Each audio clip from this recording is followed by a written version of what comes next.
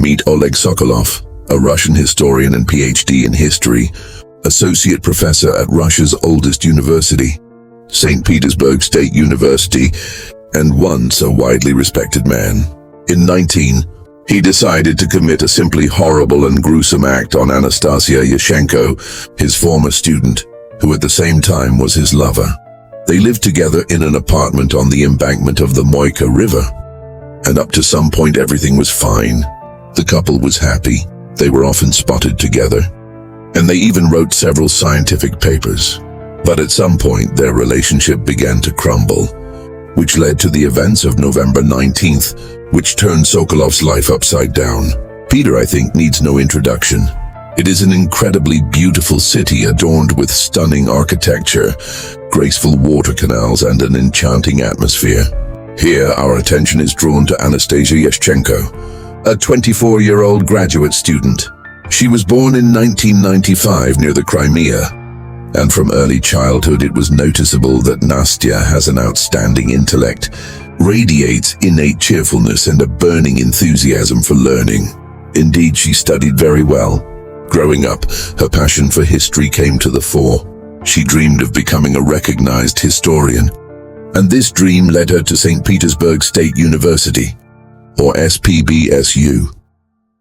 She became particularly fascinated with the history of France. Classmates and friends were always amazed at her dedication to her favorite subject. Indeed, her fascination with history was so deep that Nastya often took on the guises of historical figures, carefully creating historical period costumes and attending reconstructions.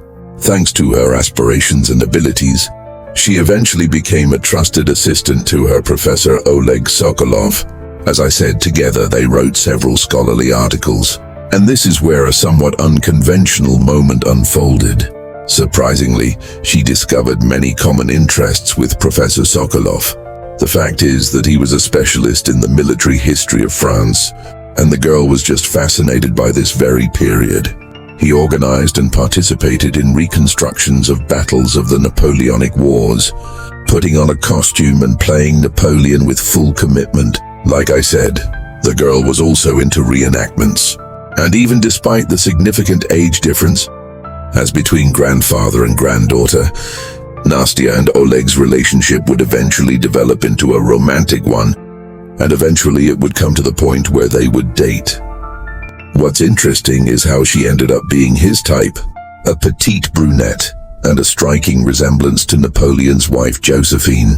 And it was no coincidence. It could be traced in Oleg's preferences.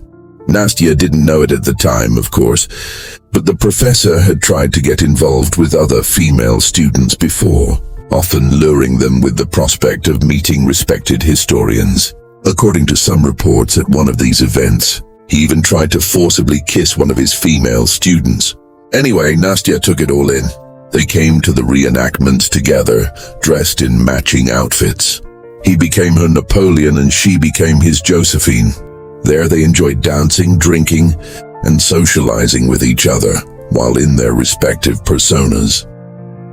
At some point it became noticeable that Oleg possessed a certain aura, an atmosphere of his own importance. Not only when he wore a suit, but even without it he insisted on being addressed as sire, or simply put, Mr. This is what his old acquaintance Alexander Nevzorov said about it. But in general, to address him in any way other than sire was absolutely not allowed or tolerated. He absolutely did not tolerate when he was not listened to, when he did not do what he thought was right. But even that suited Nastya.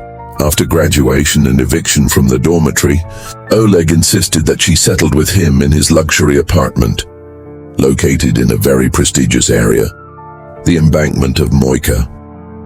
Nastya was flattered by the offer, but she did not realize that this is just the first step to Oleg's power over her. Her mother begged her to change her mind, realizing that their relationship was far from healthy, and that was generally obvious to everyone. Nevertheless, Nastya insisted that she was doing the right thing and that this was her way. She firmly believed that Oleg would one day propose marriage to her. Soon after moving in, she began helping him with lectures and essays, and at first they were happy with each other. At least it seemed so to the girl. However, alarm bells began to appear more and more often. Gradually, she became so susceptible to Oleg's pressure that she stopped visiting her family and friends, broke off contact with her mother, who was against their relationship, and let her favorite hobby fade away. Her life became solely devoted to Oleg. She did not yet know that this relationship would eventually lead to an unfathomable tragedy. November 9th, 2019. In the early morning hours, Harry Kavazian, an ordinary cab driver, stopped at a car wash bank and stepped outside to change his shoes. His calm was abruptly disturbed by frenzied screams coming from the direction of the river. When he looked down at the river, he found that someone had fallen into the water, and it was Oleg Sokolov. He appeared to be in a state of alcoholic intoxication.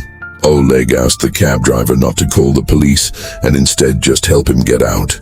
However, due to the steep bank, it was impossible to help him. It was cold outside as it was November. Garrick was worried about Oleg's health, so he made the decision to call an ambulance and the police. After only 5 minutes, rescuers arrived and quickly pulled Oleg out. After the police came and promptly detained him, because they found a backpack with 2 human hands in it. The sad truth became known quickly. Severed limbs belonged to Anastasia Yeshchenko. Suspicions arose that the river may conceal other sinister secrets, so divers began to carefully scour the bottom in search of other clues. After only 2 days of searching, the girl's legs and torso were found. In the course of the investigation, a picture of the events gradually emerges from Oleg's testimony, surveillance footage, and the stories of the girl's relatives. And this chain, however tragic it may be, allows us to understand the reason for the girl's death. 2 days before the discovery of the remains, on November 7th, Nastya called her brother after a heated argument with Oleg. During the conversation, she said that he had hit her after she expressed her desire to go to a friend's birthday party. Nastya's family assumed that their relationship was far from ideal, but hardly realized how much. Shortly after the first conversation, she called her brother again, but this time her voice seemed contrived and devoid of genuine emotion. She assured him that the situation had corrected itself and there was no cause for concern. But alas, as you might have guessed, Oleg himself forced her to lie to her family. Moreover, he groundlessly accused her of infidelity, apparently considering the birthday as a reason to date another man. Unfortunately, as the quarrel escalated, so did the degree of his cruelty. As a lover of historical reenactments, he had amassed an entire collection of weapons in his apartment. In a fit of rage, he grabbed a sawed-off shotgun from the wall and fired a barrage of 4 shots at Nastya. The first shot was not enough, and Oleg had to reload the gun several times before the wounds finally overwhelmed her. Confused, Oleg dragged the lifeless Nastya into the next room and hid her under the bed. As he pondered what to do next, it became obvious that he was in no hurry to go anywhere. Surprisingly, the very next day he organized a party at his house, where his companions enjoyed intoxicating drinks and delicacies while Nastya's body lay in the next room. Later that fateful night, when the guests had already dispersed, under the influence of cognac, Oleg finally came up with a plan of action, including a saw and a kitchen knife. He dismembered her and packed the remains in several bags, intending to dispose of the body in the Moika River, conveniently located near his home. The camera recorded him disposing of the numerous bags. On his first visit, he discarded the legs, the second time the torso. However, during the third run, he somehow lost his balance and ended up in the cold water, where a vigilant cab driver caught up with him. A search of his home revealed the remaining body fragments, including his head carefully sealed in an IKEA bag. So how did he end up acquitting himself, you ask? Well, it looks like Oleg harbored an unwillingness to share Nastya with her friends and family. During the quarrel, the girl made a passing comment about one of Oleg's daughters, which apparently triggered his rage. The funniest thing about his excuses was that Oleg at one point started claiming that he acted in self-defense, saying that Nastya started using violence during the quarrel. According to him, she even lunged at him with a knife. However, given what we have already learned, This version seems extremely unlikely, but alas, we will never know how it really happened. Nastia's relatives categorically stated that she would not hurt anyone, much less throw a knife at a loved one. Such behavior simply does not fit her character. Speaking of Nastia's family, the police showed blatant shoddy behavior throughout the investigation. Not only the family was not contacted either at the time of the crime or immediately after it, but the family itself learned about the gruesome details of the case from TV news and internet resources. Anyway, according to the results of the psychological examination, Oleg was recognized as mentally healthy. Also, the expertise emphasized that Oleg was aware of his actions at the time of the crime. In December 2020, Professor Oleg Sokolov appeared before the court. There, Oleg, as before, adhered to the argument of self-defense. In his testimony to the judge, he presented Nastia as an image of virtue, kind and malleable. On that fateful night, however, she inexplicably became vicious and generally sharply different from her usual character. Oleg claimed that after the first shot, he completely lost consciousness and the rest of the night passed as if in a fog. Being a wealthy man, he resorted to very expensive lawyers who tried to achieve a minimum sentence. The lawyers were hoping for a sentence of up to 8 years, but the attempt was unsuccessful, and in the end, Sokolov received 12.5 years of imprisonment. Oleg and his lawyers immediately filed an appeal.